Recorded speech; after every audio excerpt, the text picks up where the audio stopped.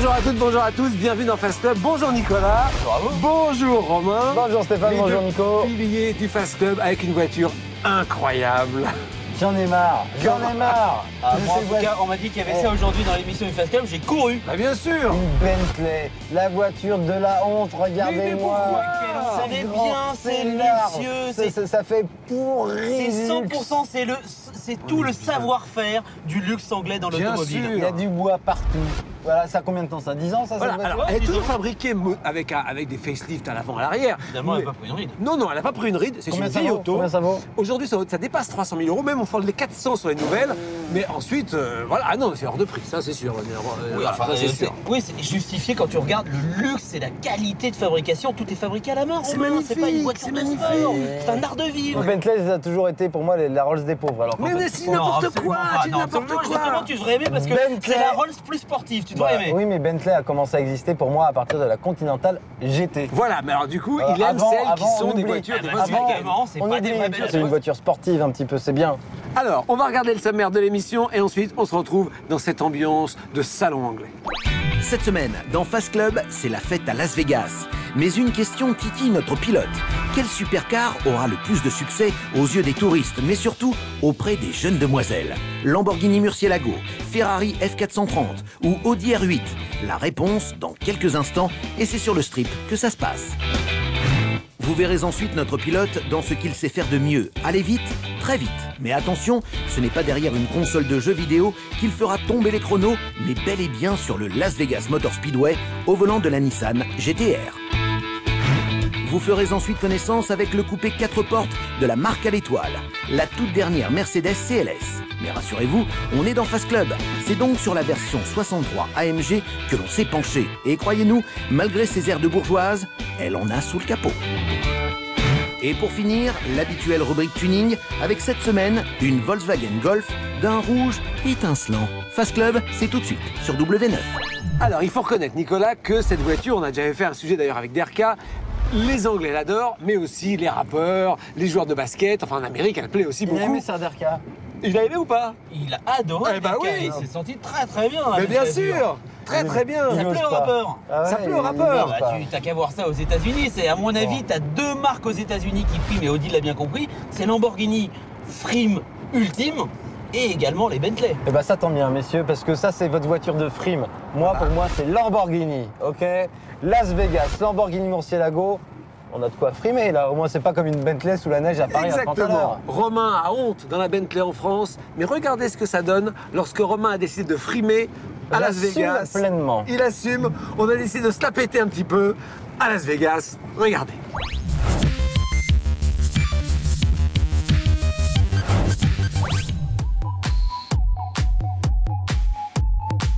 Yes, I can see you. 'Cause every girl here wanna be ya. Oh, she's a diva. Fast Club est aujourd'hui à Las Vegas. Pour une fois, on n'est pas sur un circuit. Je suis avec David et Jérémy qui bossent dans l'école de pilotage du Fast Club ici à Las Vegas. Alors aujourd'hui, mission difficile puisque on va devoir déterminer quelle est la voiture qui est la plus destinée à la frime. Vous avez une petite idée, les gars? Vaguement, ouais, vaguement. Quoi? Parce que l'Audi ça paye quand même. L'Audi, ça paye, tu crois? Ah ouais. Discret? C'est Bon, alors discret. tu vas prendre l'Audi. Toi, David, tu prends Ferrari, c'est Ferrari. C'est un Ferrari, c'est à l'état pur. Moi, je prends la Lamborghini Murcielago, direction le strip de Las Vegas. C'est l'équivalent des Champs-Élysées parisiens ici à Las Vegas aux États-Unis. On va voir quelle voiture va être la plus prise en photo. Est-ce que c'est la Lamborghini Murcielago, la Ferrari F430 ou l'Audi R8? La voiture la plus frime ici à Las Vegas. C'est parti.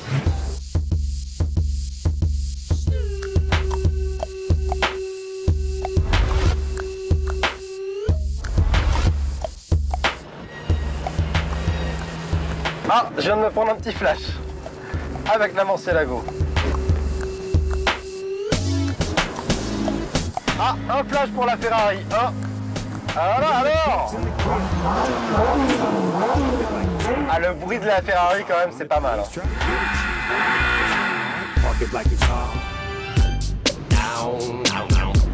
Hello. Encore un point pour la Murcielago.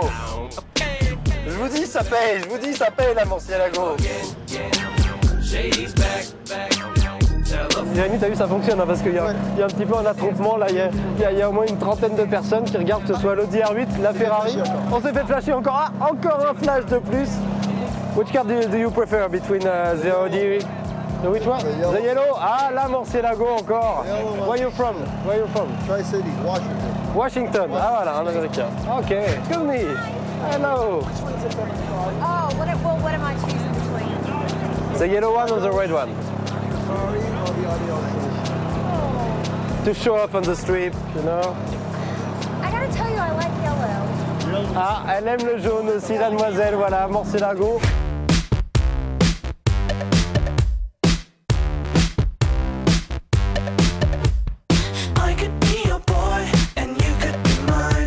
Bon là, j'ai trouvé un fan de Lamborghini. Max, ça va? Ça va, très bien. Voilà, est-ce que tu peux nous parler un peu de cette Lamborghini Murcielago parce que tu as l'air de t'y connaître à mort? La Murcielago version LP640 et la version améliorée de la Lamborghini le Murcielago qui elle-même vient de la Diablo 6 litres qui était une automobile créée à la base par Marcello Ganzini il y a 40 ans sous le nom de la Countach.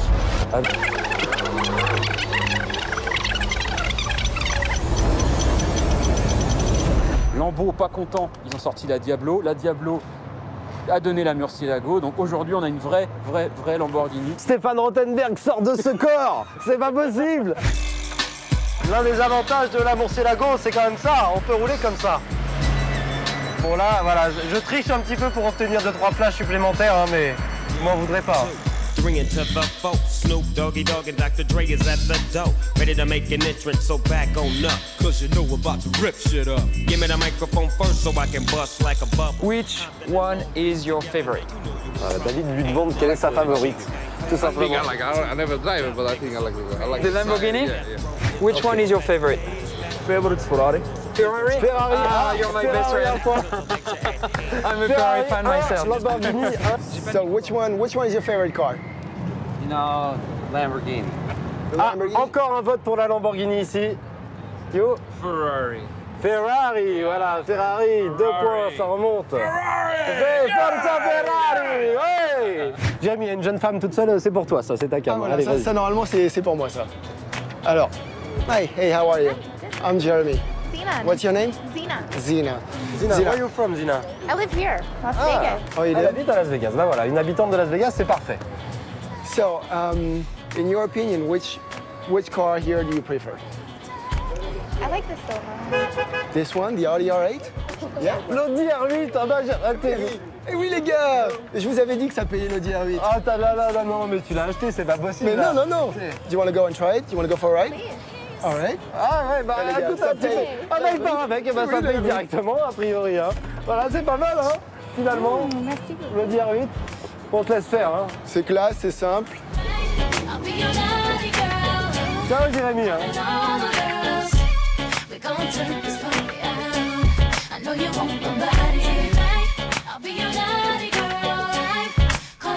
On est devant l'endroit le plus visité, le monument le plus visité de Las Vegas, le panneau Welcome to Fabulous Las Vegas, bienvenue dans la file fabuleuse de Las Vegas. Ah bah voilà, on a, je pense, trouvé le groupe parfait pour avoir notre avis. Messieurs, dames, s'il vous plaît. Girls. We have to ask you a few questions. Yeah. Which one is your favorite car out of the 3 cars? Really? The yellow one. Yeah. Yellow. All of you? So how many yellow? How many yellow? Yellow. One, Yellow. 3 jaunes. 3 pour la jaune. Attention, 3 points de plus. The red one. How many for the red one? 3. Ah 3 si, c'est partagé. 3 pour la Ferrari. And for the Audi. For the Audi R8. The grey one. Ah ben voilà, il y en a une. Hey, Dustin, ah ben là, on retrouve notre chauffeur de limousine. Vous l'avez vu, notre chauffeur de limousine dans Fast Club. Yeah. Ah oui, il y a du monde derrière.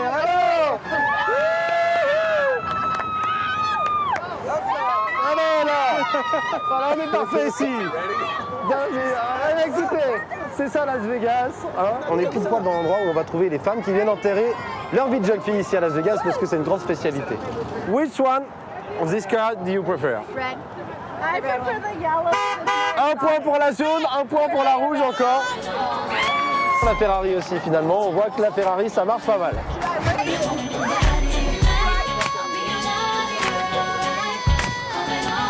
Ça marche, finalement c'est la Lamborghini Murcielago qui paye le plus, hein. On l'a vu. Hein. Comme quoi ça marche hein, d'avoir des voitures comme ça à Las Vegas. Vive à Las Vegas.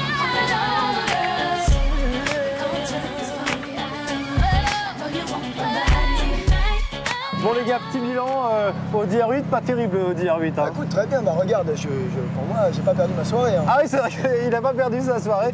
Pas beaucoup de réussite, pas beaucoup de votes, mais en tout cas, une pêche. Hein. Très bien. Voilà, enfin, bravo. Hein, 100%. La qualité plus que la quantité. Voilà, Avec 100% de réussite. Ah ouais, c'est vrai, c'est très classe. C'est efficace, exactement. On dit R8, c'est l'efficacité. Exactement. David, la Ferrari. Ferrari a pas mal de succès. J'ai même rencontré comme un 4x4 rempli de jeunes demoiselles. Ah oui, c'est des bachelorettes parties en général. On nous demande beaucoup de faire ronfler le moteur, etc. Mais surtout, il y a quand même un groupe de filles qui m'a dit ces voitures-là sont plus faites pour être sur circuit que sur la route. Ah bah voilà, enfin, faut qu'ils regardent Fast Club, c'est bien ça. Des connaisseuses, mais bon, j'ai quand même récupéré le numéro de téléphone, je te rassure. Ah c'est vrai, bah voilà, ça paye aussi Ferrari. Bon, moi je dis que la grande gagnante, c'est quand même la Lamborghini Murcielago. C'est celle dans laquelle je suis plus beau, je trouve en tout cas. Elle gagne largement sur le strip, que ce soit au niveau des flashs et puis au niveau des commentaires des Américains, des Russes, des Italiens, toutes les personnes qu'on a pu interroger ce soir. Allez, on continue dans Fast Club. Romain, est-ce que alors que la tempête sévit sur Paris, qui fait -3, que c'est l'horreur, est-ce que tu te rends pas compte à quel point on est bien là quand même hein.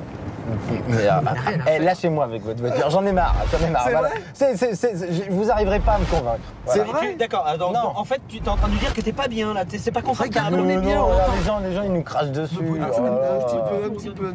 Bon, on sent qu'on n'y arrivera pas, hein, Nicolas, on n'y arrivera pas. Oui, mais en même temps il met pas du tout de bonne volonté. Ah non, mais pas du tout. Attends, t'as quand même une motorisation hyper noble, t'as un V8 6.3 dedans, tu sens pas un peu le couple de ce moteur, tu sens pas l'onctuosité de la mécanique. Laissez-moi tranquille. Bon. J'aime pas cette... Laissez-moi tranquille. Alors, retrouvons plutôt Romain à Las Vegas avec une voiture très efficace, beaucoup plus triviale, il faut reconnaître, mais très efficace, la Nissan Skyline GTR.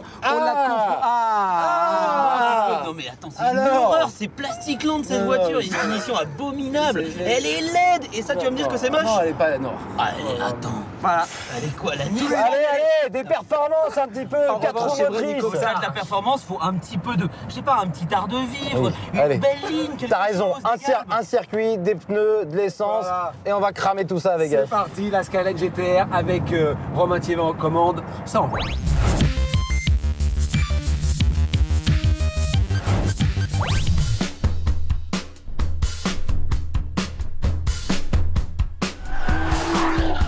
Cette semaine, nous sommes de retour dans la base américaine du Fast Club, ici sous le soleil de Las Vegas, avec pour mission de faire 2 tours chrono avec une voiture qu'on connaît très bien dans Fast Club, puisqu'il s'agit de la Nissan GTR.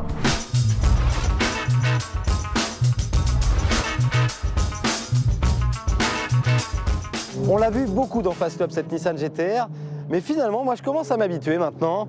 Dans cette livrée noire comme ça, elle plaît à la fois aux jeunes parce qu'elle fait très univers de jeux vidéo, tuning, un peu manga japonaise, discrète, sobre, mais quand même crapuleuse. On voit des jantes super larges, on a quand même des jantes de 20 pouces, grosses jantes, des ailes larges, les petits rétros en carbone, les entrées d'air sur le capot comme ça. On sent que c'est pas la voiture de Monsieur Tout-le-Monde. De profil assez imposante, ça me correspond un petit peu. Et puis à l'arrière, on a, c'est très japonais, hein, très arrondi, mais quand même 4 sorties d'échappement magnifiques, un bel aileron. Je trouve ça plutôt pas mal. Maintenant, on va voir ce qu'il y a sous le capot.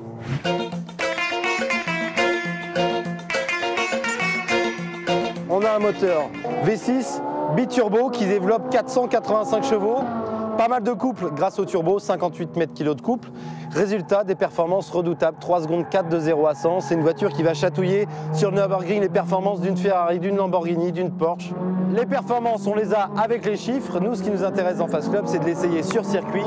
On est parti pour 2 tours chrono avec cette Nissan GTR sur le circuit de Las Vegas.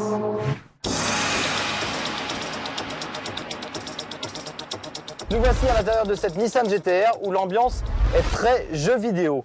On a du cuir mélangé à un peu de plastique, de l'alu brossé quand même un petit peu partout, et on a surtout une console centrale digne des meilleures consoles de jeux vidéo. On peut vérifier le pourcentage d'accélération, la force centrifuge, on a nos chronos bien sûr, tour par tour, on peut tout enregistrer comme ça. C'est vraiment très sympa, très ludique. 4 roues motrices, beaucoup de puissance, beaucoup d'efficacité à la japonaise.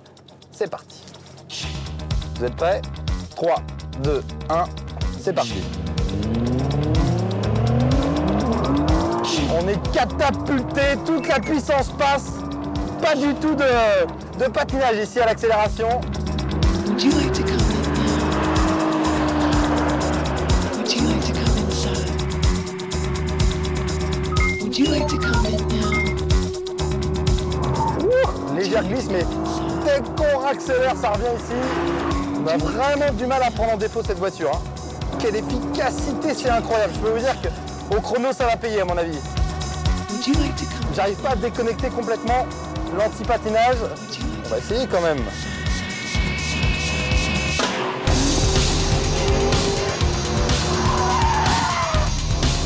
Impossible de tout déconnecter, c'est vraiment dommage. Mais en tout cas, quelle efficacité! Le freinage est très bon. On peut rentrer tellement fort dans ces virages. Voilà, par contre, l'anti-patinage se met en route, c'est vraiment dommage. Et ça permet de, à mon avis, avec n'importe qui, de rouler très très vite. Je pense que sur la route, c'est l'une des voitures les plus efficaces. On n'est pas super bien maintenu dans les sièges en cuir qui glissent un peu. Mais on est assis quand même assez haut. Donc on est quand même pas dans une position d'une GT. On est plutôt dans une position d'un coupé sport. Allez, frein. Vraiment légère glisse, mais c'est incroyable. Les ingénieurs sont vraiment allés un petit peu trop loin dans le développement de cette voiture parce que ça nous enlève quand même beaucoup de sensations de pilotage.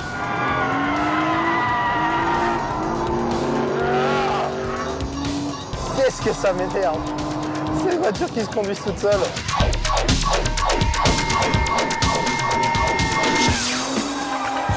Ça y est, j'ai enfin trouvé le bouton pour déconnecter l'anti-patinage et le SP. Par contre, il paraît que Nissan enlève la garantie si jamais il voit qu'on a déconnecté le bouton. Hein. Vous le direz pas, hein. Vous êtes gentil, merci.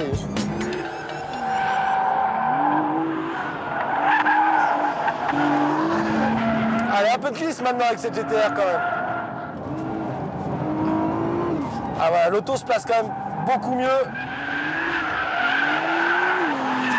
quand on arrive à enlever l'anti-patinage. On passe à la 5e, on arrive à 120 miles en bout de ligne droite. Wouhou! Tout en glisse ici. Avec les 4 roues motrices quand même, dès qu'on accélère, on a l'auto qui se récupère pas mal. Allez, dernière accélération. Top! Et voilà pour ces 2 tours chrono à bord de cette Nissan GTR. Une voiture étonnante, on a du mal à avoir du feeling, un coup ça s'ouvre, un coup ça survire. Une voiture facile à piloter en tout cas, 4 roues motrices très très efficaces, trop efficaces pour un pilote. Mais je pense que le chrono va être très très haut dans le classement du Fast Club. C'est incroyable, une voiture aussi grosse, aussi lourde que ça, avec seulement 485 chevaux, passer aussi vite dans les virages, c'est dingue, incroyable.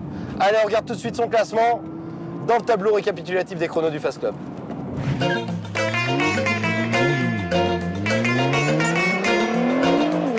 La Nissan GTR a littéralement écrasé la Murcielago et ses 640 chevaux. Elle se positionne largement en tête de notre classement.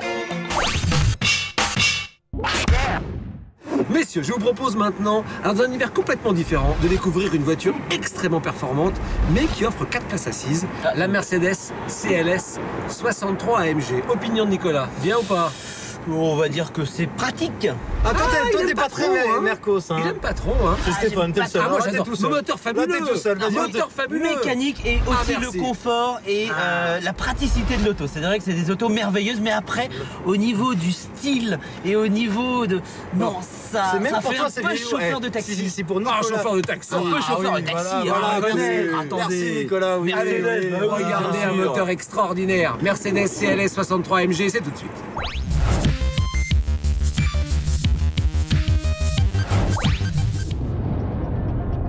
En 2003, la marque à l'étoile inaugurait une toute nouvelle catégorie de voitures, le fameux coupé 4 portes. La première génération de CLS s'est alors vendue comme des petits pains, surtout outre-Atlantique. Mais ne nous mentons pas, à la fois plus chère, plus volumineuse et moins habitable qu'une classe E, la CLS, c'est une recette tout de même risquée. Donc les très grands, merci de rentrer votre coup. Vous ne lui en voudrez pas, sa ligne est à tomber. C'est bien là le secret de sa réussite. Le hic, c'est qu'elle commençait à se faire vieille, surtout face aux Audi A5 et A7 Sportback. La Mercedes CLS, deuxième génération, bien plus sexy qu'une banale voiture de taxi, a enfin pointé le bout de son nez, pour le bonheur des uns ou le malheur des autres. La CLS, c'est avant tout une voiture épurée, sauf quand AMG y met son grain de folie, et entre nous, personne ne s'en plaindra. Avec cette nouvelle CLS 63 AMG, le sorcier maison a fait de cette paisible berline, aux allures de coupé, une auto très méchante, totalement explosive, à condition d'y mettre la gomme, avant d'en laisser un peu.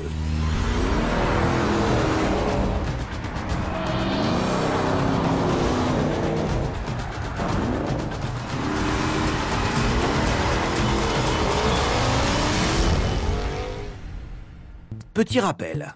Une fois passée entre les doigts de fée d'AMG, la CLS première génération proposait un V8 atmosphérique 6 litres 2 de 514 chevaux. Pour la toute nouvelle CLS 63 AMG, qui n'en garde que le nom, le préparateur a placé la barre haute, très haute même. Un tout nouveau V8 5 litres 5 biturbo de 525 chevaux. Pas assez, nous direz-vous? Eh bien, optez pour le pack performance. Et là, c'est du lourd. 557 chevaux. Eh oui, ma petite dame. Un tout nouveau moteur donc, qui a la lourde tâche de remplacer son prédécesseur. Encore une fois, c'est surtout pour des questions écologiques et des normes d'homologation que le rutilant 6 litres 2 vous tire sa révérence. Croyez-nous, une page se tourne. À notre grand regret. Cependant, ce petit V8 n'est pas en reste. Moins gros, mais plus puissant. Et en plus, sa sonorité travaillée vous séduira toujours autant. Parole de scout. Déjà vu dans les récentes classes S et CL, et logique de classe oblige, il est un peu moins puissant dans le coupé 4 portes. Mais mesdames et messieurs, les performances sont bel et bien là, à la hauteur du sigle AMG. Et il y a de quoi terrasser plus d'une GT. Comme à l'accoutumée, un gros travail a été réalisé sous le capot, au cœur de la bête. Couplé à une boîte 7 rapports, le 0 à 100 est littéralement explosé. 4 secondes 4, malgré son poids élevé, 1870 kg, ça se passe de commentaires. Et pour ceux qui hésiteraient avec la future BMW M5, qui ne devrait pas tarder à se dévoiler, le pack performance vous fera peut-être changer d'avis. Au lieu de 525 chevaux sous le pied droit, vous en bénéficierez de 557. Et en plus, vous gagnerez 1 dixième sur le 0 à 100, soit 4 secondes 3. Pour accompagner cette montée en puissance, AMG a apporté plusieurs modifications esthétiques. Qui plus est, des éléments de carrosserie lui sont spécifiques. À l'avant, la calandre est plus grande, le pare-choc modifié, le capot nervuré et plus massif. Et cerise sur le gâteau, il est en fibre de carbone.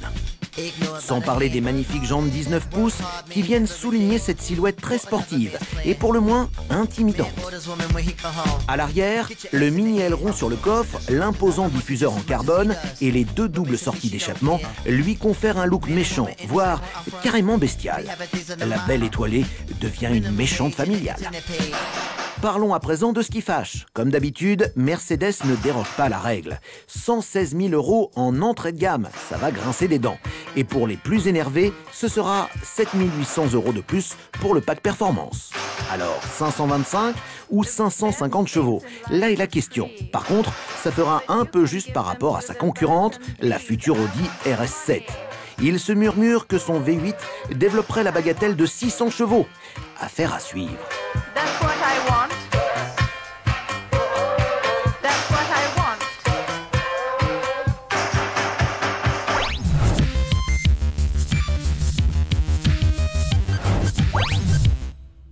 Fier de son moteur V12, 6 litres, Aston Martin lui rend hommage. Quoi de mieux qu'une route détrempée, totalement lisse, perdue en pleine forêt, pour entendre le rugissement du V12 britannique. Vous allez voir la V12 Vantage, forte de 510 chevaux, et le proto DBR1 courant au Mans, se côtoyer sur cette route de campagne. Pour le plaisir des yeux, mais surtout des oreilles. À vous d'en profiter.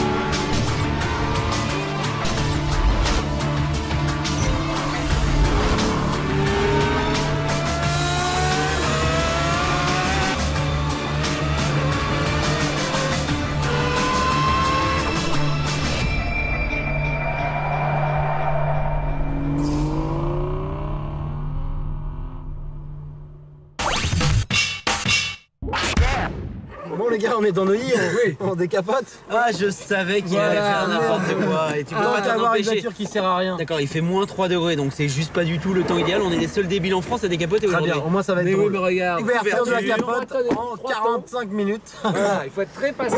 Mais évidemment, on a le temps quand on est dans une voiture comme ça. On a le temps, on n'est pas pressé. Voilà cette Bon, voiture. alors j'ai pris les couvertures pour pouvoir protéger les cuirs, hein, n'est-ce pas?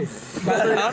Eh oui, attends, même si c'est du cuir britannique et c'est habitué à l'humidité, tout de même. Allez, regardez le sujet tuning et on se retrouve juste après.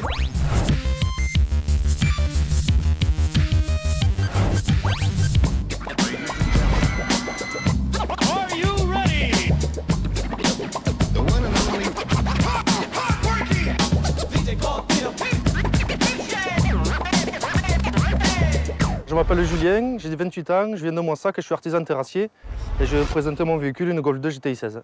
J'ai voulu choisir une Golf 2 GTI 16 pour la base de mon projet, tout simplement parce que c'est une ligne certes ancienne mais qui me plaît énormément.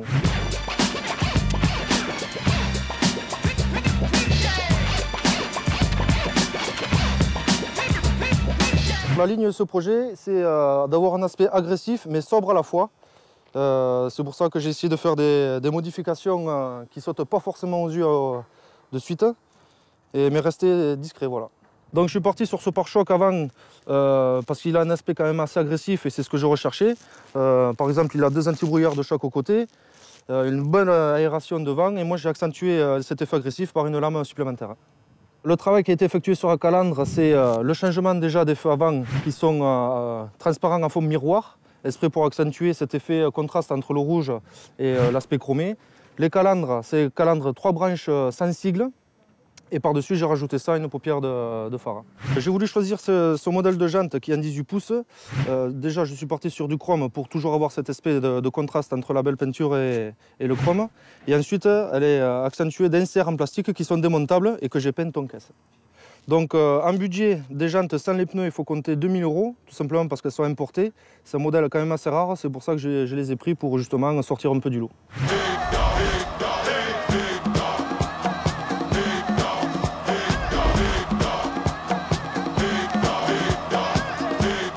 Je voulais élargir les ailes avant avec ces élargisseurs tout simplement parce que déjà ça donne une bonne gueule à la voiture, bien agressive et elles sont moulées à la carrosserie pour avoir cet aspect sobre. Et au total j'ai gagné on va dire 3 cm de largeur de chaque côté.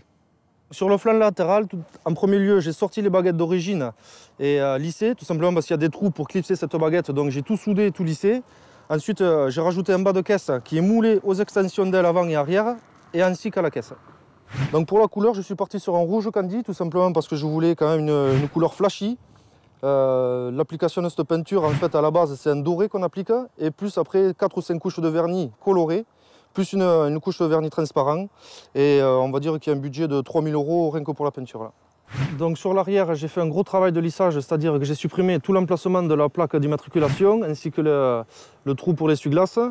Tout ce qui est sigle Volkswagen, il y a marqué GTI 16, donc tout ça a été lissé pour rester dans l'esprit sobre. Sur le pare-choc arrière, je suis parti sur ce modèle parce que voilà, il est toujours dans l'esprit sobre. Il est accentué par un double échappement en inox, suivi d'une ligne jusqu'en 4 nœuds au moteur. Le but de l'échappement, c'est pas forcément de gagner en puissance, parce que des projets comme ça, on ne fait pas forcément la course, mais c'est vraiment la sonorité du moteur, quoi.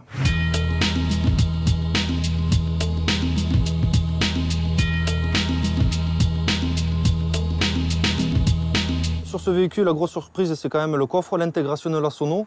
Avec écran LCD, il y en a 2 derrière. Tous les haut-parleurs de cette voiture sont de la même marque, tout simplement parce que c'est un chocard de cette marque. Pour présenter ces enceintes, j'ai choisi de faire une caisson sur mesure en fibre. Il faut compter quand même 4 mois de boulot et on va dire 200-300 € de fibre. Mais c'est surtout l'aspect voilà, intégration parfaite et on va dire unique des haut-parleurs. Et il faut compter quand même 2500 € entre les amplis et les haut-parleurs.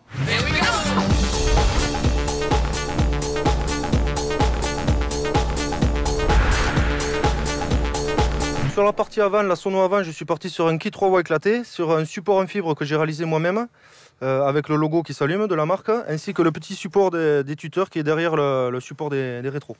Pour les sièges de cette auto, je suis parti sur les sièges baquets, pour garder l'esprit agressif du véhicule.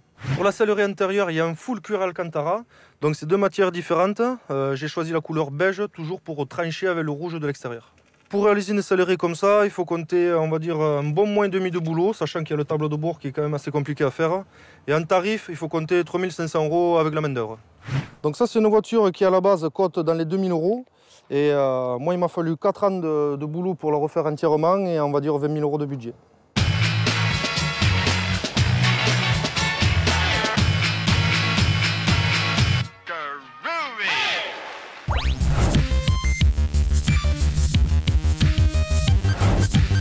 Le détail qui tue cette semaine dans Fast Club avec une Porsche extraordinaire, la Porsche 911 GT3 RS. Alors ce qui est bien maintenant avec les Porsche un peu de circuit, parce que celle-ci, même si bien sûr elle vient par la route sur le circuit, elle est homologuée, maintenant c'est une Porsche pour rouler vraiment sur circuit, c'est que c'est marqué dessus, elle a des peintures de guerre, voilà. Alors dans les années 70, il y avait ce genre d'inscription sur les côtés, vous savez, avec KRA marqué sur les flancs. Maintenant c'est plutôt une sorte de flèche avec un drapeau à damier, ça lui va plutôt pas mal, mais ça c'était une nouvelle signature, ça c'est génial. Alors on peut la prendre sans, hein.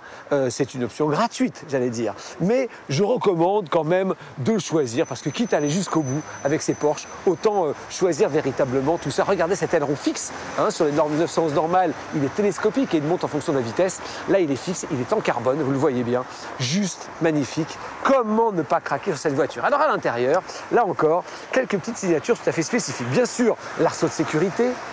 Comment ne pas avoir un arceau lorsqu'on veut rouler sur circuit? Et puis bien sûr, 2-3 petites signatures. Bien sûr, le seuil de porte est signé RS 3,8 litres, la nouvelle avec le nouveau moteur. Là, un seuil de porte en carbone bien sûr et non pas en alu, voire même pire en plastique. Bien sûr, une petite tirette pour ouvrir la porte, hein. On appuie la poignée, ça c'est pour gagner un petit peu de poids. Et ce volant en Alcantara. Alors, je ne suis pas totalement fan des volants Porsche actuels. Je trouve que le faux plastique, là, c'est vraiment... Enfin, le vrai plastique, malheureusement, c'est vraiment moche. Mais l'Alcantara, c'est sympa. Et puis, bien sûr, le petit index, ici, digne des voitures de course, puisqu'on met ça sur des voitures de compétition pour savoir exactement quand on a des roues droites. Ça fait une ambiance tout à fait inimitable. Le siège baquet siglé RS 3,8 litres. Voilà, comment vous dire? C'est peut-être la plus désirable des Porsche du moment, la plus incroyable sur circuit, ça vraisemblablement. Quel look! Alors on peut faire différentes associations. Je trouve que ce gris foncé, un peu canon de fusil comme ça, avec les jantes rouges, voilà, c'est quand même extraordinaire. C'était le détail qui tue de la Porsche 911 GT3 RS. Pendant que Nicolas est en train d'essuyer frénétiquement les cuirs. Mais tire pas toute la couverture, toi, là. C'est pour les cuirs. Moi, voilà, il y a un peu de boiserie moi, aussi. Ça me fait marrer. Et pour une fois, tu vois que les gens, ça les fait marrer autour de nous. Oui, ça fait marrer. Aussi. Généralement, effectivement, une Bentley Cabriolet déclenche la haine. Sauf ici à Neuilly, on a l'air d'être bien. Bon, on est les seuls imbéciles en France à décapoter par 3 degrés, c'est sûr. Et c'est vrai qu'il neige beaucoup, là. On n'est pas en 458 italien là. C'est pareil. L'art de vivre, voilà, prends ton temps. Profite. Puis t'as 2,5 tonnes là à manier, mon dieu. Hein. Ça dit on est bien, hein. Bon là, il faut un bateau avec des roues. Ça va le chauffage derrière, il est pas mal. Oh, léger. Bon, un petit peu de neige. Et voilà, on se retrouve la semaine prochaine, messieurs. Avec une voiture de sport. Oui, promis. Allez, magnifique V8, attends de quoi de plein de bah oui, un V8, c'est les plains-toi. Rendez-vous avec Nicolas Melin et Romain Thiévin la semaine prochaine pour un nouveau numéro de Fast Club. Ciao.